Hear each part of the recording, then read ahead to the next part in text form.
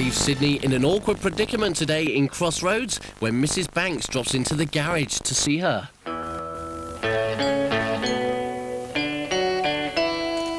Ooh, well, that's me done for tonight, mate. You finished? Mm-hmm. How is it running? Dunno. Well, aren't you going to give it a road test? Yeah. Well, why not? Of course, Nobby drove it round the block and Sharon's delivering it. That lets me out, doesn't it? Some people got it made, haven't they? Yeah, well, don't go spreading about, will you? Evening, madam. Oh, good evening. What's your trouble, then? Oh, no trouble, really. That's a change, isn't it? No trouble. Anyway, what can we do for you, love? I'm looking for Miss Metcalfe. Well, aren't we all? She's a busy girl, this Miss Metcalfe. Oh. Can we help? Not really. Well, if it's personal, we can't do Well, it anything. is, in a way. Where exactly is she? Well, she's out delivering a car. But will she be coming back here? She'll be back, all right. Miss Metcalfe put lots of hours in this place, I tell you that. Anyway, can we get her to give you a call or something? I'll wait, I think. Well, maybe a while. I've got plenty of time. Okay. Yeah, well, I'll go and check the door just in case she gets back early and she decides to catch up with the kiosk or something. Who should I say is calling? Oh, Mrs. Banks. Not the governor's wife? Yes. Oh, nice to meet you. Pleasure. Like to take a seat? Oh, thank you. Can I get you a cup of coffee or a No, tea? no. No problem. No, really, honestly. Well, I'll just park it there. She won't be long. She's just gone to deliver a car. Normally it's our job to deliver cars, but she wanted a bit of fresh air, see, you know, before she starts on all this overtime here. Oh. She expecting you, is she? No, I just popped in. Oh, well, she would be surprised, won't she? Is that you, Glenn? Yes, Mum. Just had a phone call from Kevin. He's going to be late tonight. He's got to go to Castlewich with Mr. Dobson over a building contract they're after. He said he might have to. Big job, I think, council. Yeah, more overtime. Be glad about that, won't you? Mum, I said I'd do this. I'm all right. Just let me get on with it. Well, you look better anyway. Oh, I'll be back to work next week. Don't you go rushing things. The doctor said 2 or 3 weeks rest. Up to me, he said. You go back when you feel like it. That's what he said. No, it's nothing from the hospital. Oh, well, never mind. There's no rush.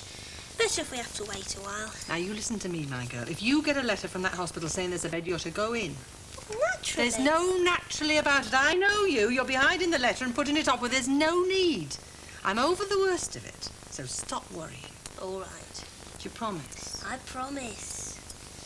Do you know, I was thinking about Mac. I've got an idea. Mac? Yeah, you know that he's going to sell the house after all, don't you? Yeah, Kevin thinks he's mad. Well, I don't think he is. I think it's the right thing for him. I mean, he wants to get out of there, and the quicker he does it, the better. The only way he can do it is to sell it to Mr. Dobson. But the question is, where's he going to live? Well, I think Sid Hooper's offered him a room. Oh, no, he's not keen about that. No, I was wondering whether he could come here. I mean, we know him, we all get on. How do you feel about it? Well, I think it's a great idea. But what about Kevin? What would he say? Well, he wouldn't mind. They get on very well. Right. I'll get him to come round, see how he feels about the idea. It's been marvellous, really. I mean, he's made a world of difference here, Mr. Banks. Sorted this place out. What a governor. Yeah, I've worked for a few governors in my time. Do you know what? I've never seen the staff here so happy. He's sort of got a knack with people. She's hard going. Not for the want of trying, is it? What do you mean? Never had such a load of flannel. What'd I say? Oh, I've never seen the staff so happy.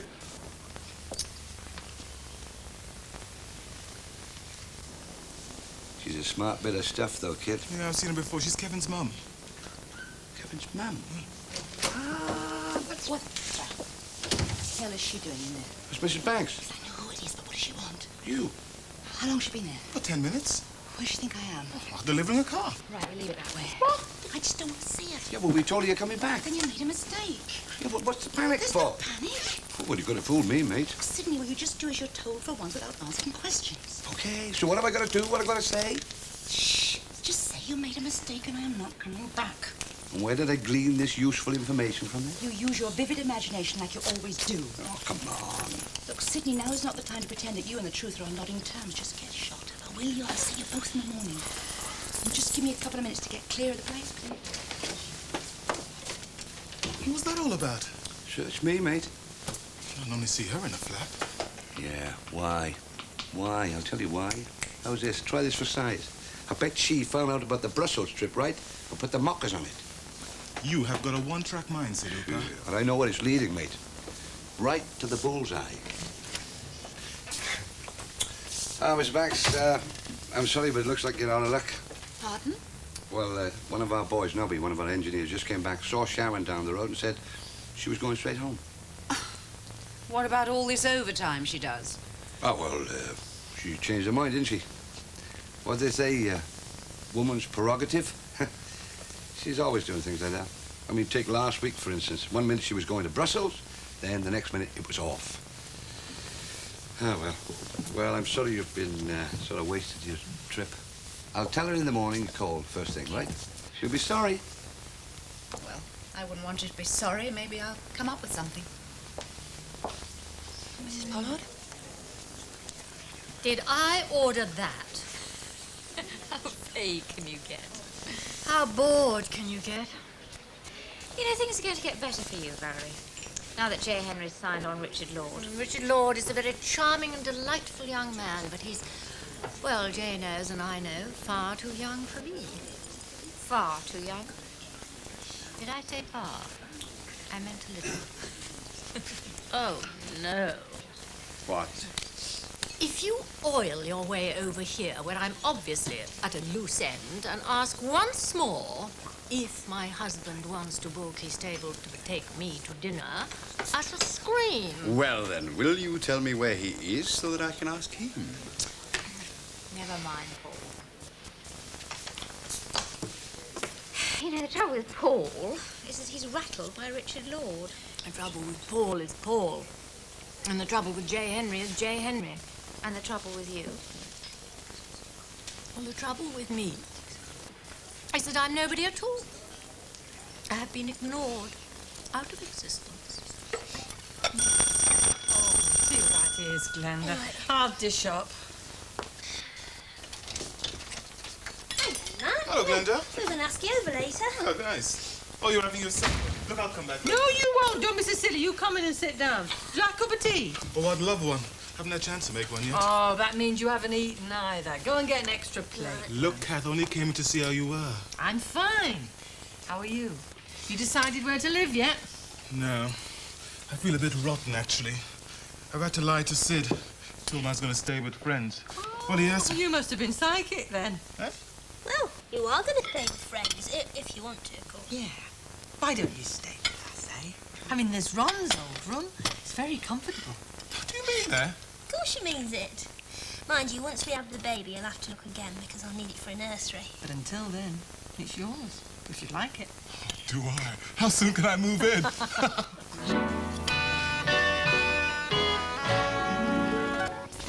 Oh, Barbara, I have a confession to make. I forgot to give you a message from Councillor Berry. Yes, well, I just wish you'd go on forgetting it. Well, he came in here last night, very hush-hush, hinting that he'd got some news about the bypass and hoping you'd keep this evening free so that he could divulge all. Yes, he's done that before. Only this time he didn't mention anything about Valerie keeping the evening free as well. Why didn't you insist that he told you what the news was? Ooh, 1 minute with that man makes me tongue-tied. Well, think of all the times I've spent with him. Eating with no appetite at all. Hasn't hurt his thirst. He's in the bar now waiting for you. And where's Valerie? Oh, you can't expect her to ease the load. She's suffering from loss of identity. I've never seen her so down. Will you come to the bar with me, then? No way. I have a feeling Councillor Berry half expects to entertain you tonight, Barbara, and not here either. Explain your feeling, Paul. He asked me if you and your husband were dining here tonight. Well, I hope you said yes. Well, I didn't know what to say. I mean, how can I? You know what I think, Barbara? What? You're lumbered. Ah, Mrs. Hunter. You got my message? Yes, I was just on my way to join you. Splendid. I can almost tell you this. The bypass is to be rerouted. Is it? Rerouted, you understand, away from the motel. It hasn't been easy. Very vicious political infighting. But I manoeuvred the feasibility committee to deadlock, and then I sprang my casting vote. Good. Would you care to join my husband and I to celebrate? I have a much better suggestion. Why don't you come with me to my flat and we'll celebrate with the champagne I have on ice. Also, some trout ready for the grill. Did I ever tell you about my cooking? I thought you had a housekeeper. I do have, but not on her night off. Well, I'll see if David's free. Sorry? To enjoy the champagne and your cooking for us. Alas, there's only enough trout for two. And the champagne? There no shortage shall arise. And you're absolutely sure about the bypass? Oh, yes, I most certainly am. Oh, thank you, Councillor, for everything you've done. Then I can count on you for dinner tonight. I wouldn't if I were you. Trout gives me indigestion, champagne hiccups. Good night, Councillor.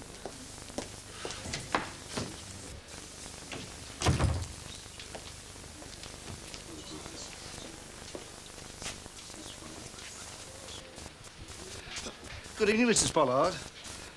I've just been giving Mrs. Hunter some very good news. Doesn't seem to have cheered you up. A drink might help. All right. A double gin and tonic, please. I'm not the barman, but I'll help you. Oh, I'm sorry.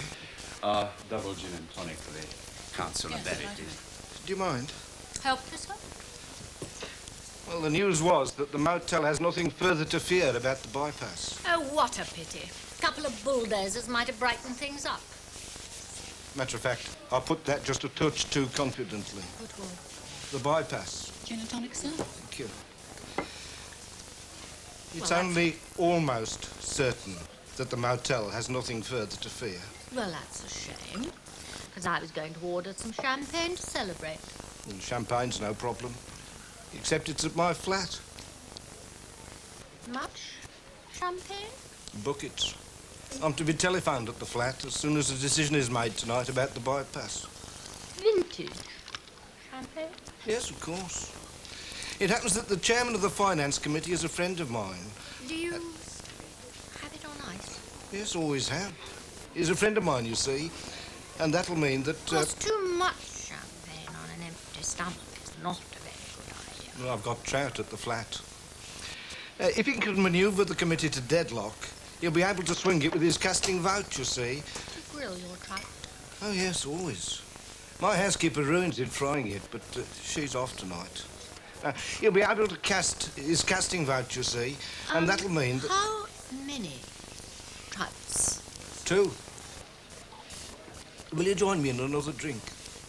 All that champagne waiting in your flat.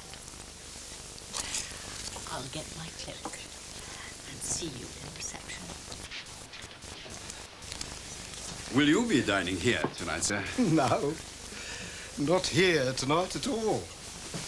But dining, yes. Very much so. As mature a trout as ever man cooked. Don't rain on my parade. Don't tell me not. Right you are.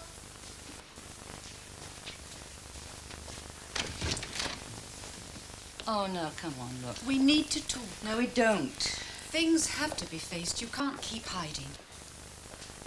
I got nothing to say. I have.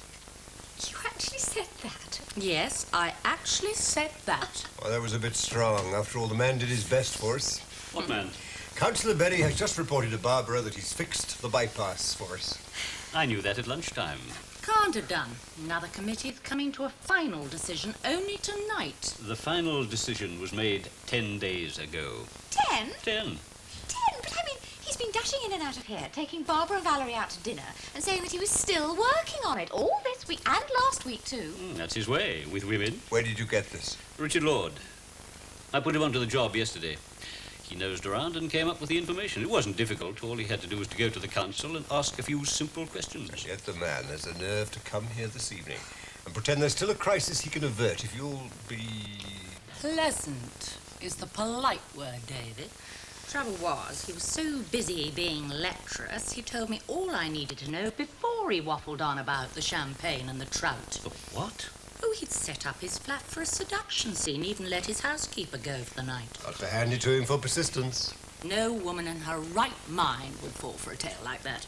Well, you seem to have, for 10 days longer than you needed to. Well, at least I stayed in the ring slugging it out. I'd noticed Valerie ducked out. Well, Valerie could never tolerate a bore. My impression was the boring question couldn't tolerate Valerie. I'm having great difficulty in determining which of the management would like to dine here tonight. We'll celebrate in town. You see, Richard Lord has cleared up the whole bypass situation in just one day. We'll begin celebrating here, shall we? Send in champagne. 4 glasses? 5. My wife will join us. I doubt that, J. Henry. She left the motel 10 minutes ago with Councillor Berry. People have said you're reasonable. People I trust, like Marion. She's known you for some time, hasn't she?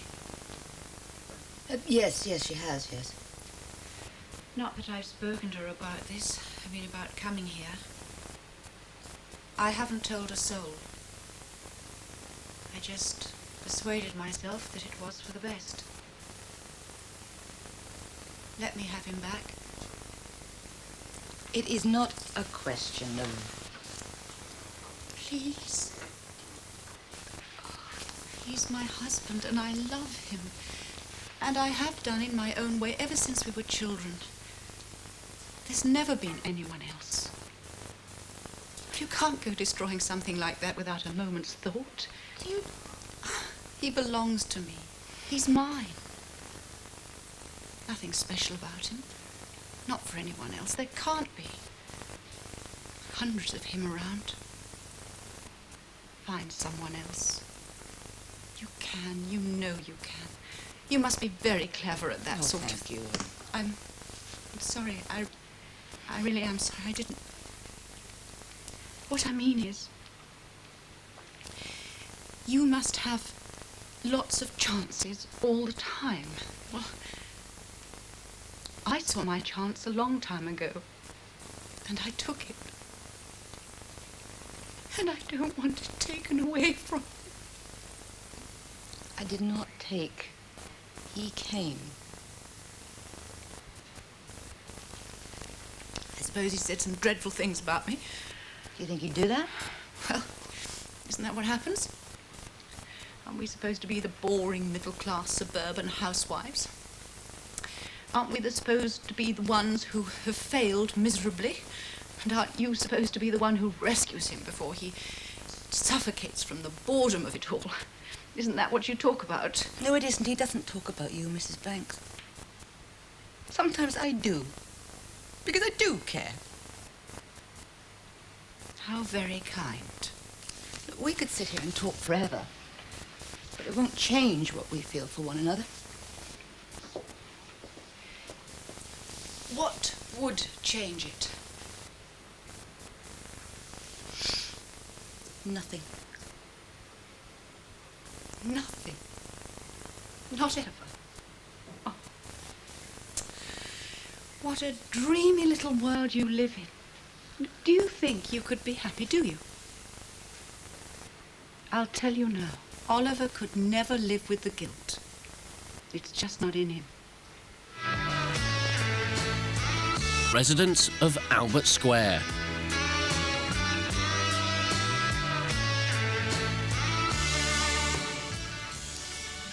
Don't let him go building up your hopes.